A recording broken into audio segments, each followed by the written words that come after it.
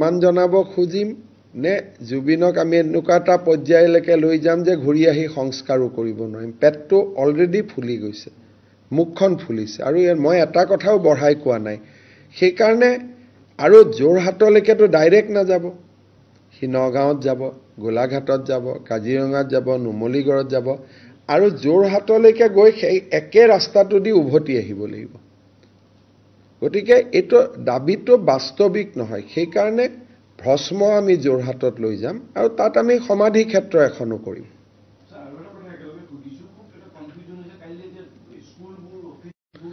কালি একো নহয়, কালি school college normal থাকিব, কিন্তু পৰহি যিহেতু জুবিনৰ সমাধি হ'ব, সিদিনাখন আমি চৰকাৰে এটা সিদ্ধান্ত ল'ম। কালিতো নৰ্মেল, কালি একো নাথাকে।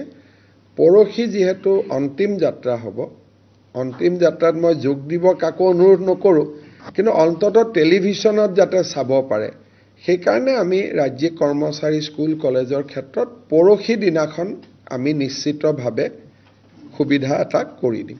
কিন্তু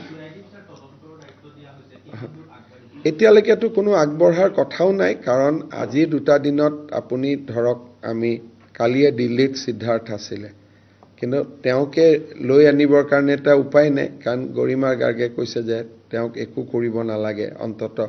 গতিকে যেতিয়ালৈকে জুবিনক আমি অন্তিম বিদায় নিদিওঁ, তেতিয়ালৈকে এই দিশত আগবঢ়াৰ কাৰণে বহুত বেছি কৰিব পৰা নাযায়। এতিয়ালৈকে আমি এইটোৱে কৰিছোঁ যে যিসকলে এজাহাৰ দিছে, প্ৰায় 54 এজাহাৰ, আমি এজাহাৰখিনিক CIDত লৈ আহিছোঁ, আমি এপ্ৰপ্ৰিয়েট ছেকশ্যনত কেছ ৰেজিষ্টাৰ কৰিছোঁ, আৰু যিসকলে এজাহাৰ দিছে তেওঁলোকক আমি প্ৰাথমিক তেওঁলোকৰ ষ্টেটমেণ্ট লোৱা আমি আৰম্ভ কৰিছোঁ। কিন্তু যিহেতু অভিযুক্ত 2জন, শ্যামকানু মহন্ত আৰু সিদ্ধাৰ্থ শৰ্মা, 2জনে অসমত নাই, আৰু আজি পুলিচ পঠাই লৈ অহাৰ পৰিৱেশটো নহয়। অন্ততঃ জুবিনক আমি বিদায় দিলোঁ।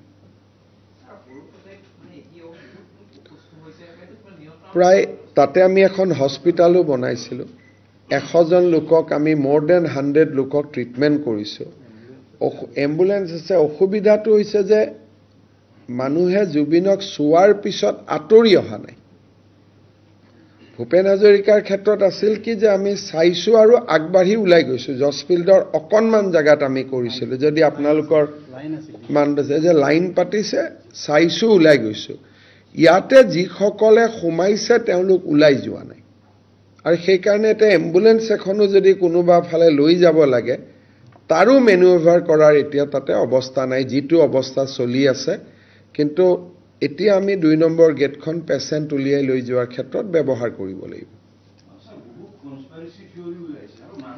চাওক, মই আপোনালোকক এটাই অনুৰোধ কৰিম যে জুবিন আৰু জুবিনক লৈ কনস্পিৰেচি থিয়ৰী, ফেচবুক লিখা, এইবিলাকে আমাক কৰবাত লৈ যাব। চাওক, মই ক'লো নহয় যে আপোনালোকে চাওক, মই কৈ আছোঁ জুবিনক বিদায় দিয়া কথা, আপোনালোকে মোৰ মুখেদি কিবা এটা শব্দ উলিয়াই হেডলাইন কৰিব খুজি আছে। গতিকে তদন্তৰ ওপৰত CID তদন্ত হৈছে, মই ক'লো সকলোৰে ষ্টেটমেণ্ট লোৱা হৈছে, 2জন ব্যক্তিৰ নাম হৈছে, তেওঁলোকক আমি ইণ্টাৰোগেট কৰিম বুলি কৈছোঁ। তদন্তৰ বিষয়ে আমি এতিয়া সৰু সজাই জুবিনৰ মানুহখিনিক, অনুৰাগীখিনিক মেনেজ কৰিম নে আমি তদন্তৰ খবৰ ল'ম, নে তেওঁক মাটি ক'ত দিম, যোৰহাটৰ দাবী, সোণাপুৰৰ দাবী, সমাধি, সেইবিলাকৰ আমি চিন্তা কৰিম। গতিকে চব ওৱান আফটাৰ ওৱান হ'ব। আৰু আপোনালোকে আৰু এটা কথা বুজিব যে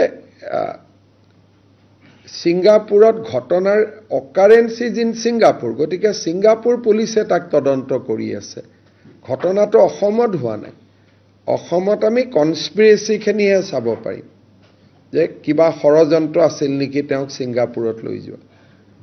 কিন্তু ছিংগাপুৰত কি হৈছে, তাৰ ছিংগাপুৰত হোৱা ঘটনা এটা অসম বা ভাৰতত তাৰ বিচাৰ নহ'ব, তাতে হ'ব। আমি খালি এটা পাৰ্টে চাব পাৰিম যে তেওঁক ষড়যন্ত্ৰ কৰি অসমৰ পৰা লৈ যোৱা হৈছিল নেকি। গতিকে এইটো ষ্টেপ বাই ষ্টেপ হ'ব। আৰু ময়ো আপোনালোকক অনুৰোধ কৰিম যে এতিয়া ইমান ইমোশ্যনেল হৈ আছে, মই যে এইখিনিও কথা আপোনাক কৈছোঁ তাৰো কিবা এটা মিনিং উলিয়াই কোনোবা এটা ষ্টেটমেণ্ট দি দিব।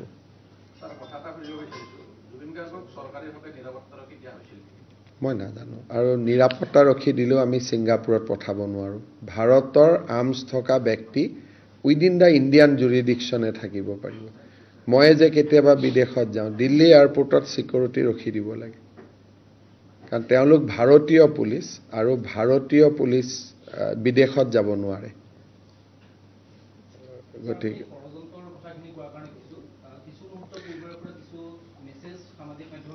মই আজি চাওক, মই এটাই কথা ক'ব খোজোঁ, আজি যদি এইবিলাক কথা কওঁ, অলপ পিছতে মোৰ নামতে 10টা কথা ওলাই যাব, আৰু মই গৈ সমাধি বিদায় দিয়াৰ কামখিনিও কৰিব নোৱাৰিম, কাৰণ পৰিৱেশটো এনেকুৱা। গতিকে এতিয়া মই ফেচবুক চাই কনস্পিৰেচিৰ কথা যদি পাতোঁ, মোক লগে লগে ই অমুকক বচাব খুজিছে, এই তমুকক বচাব খুজিছে।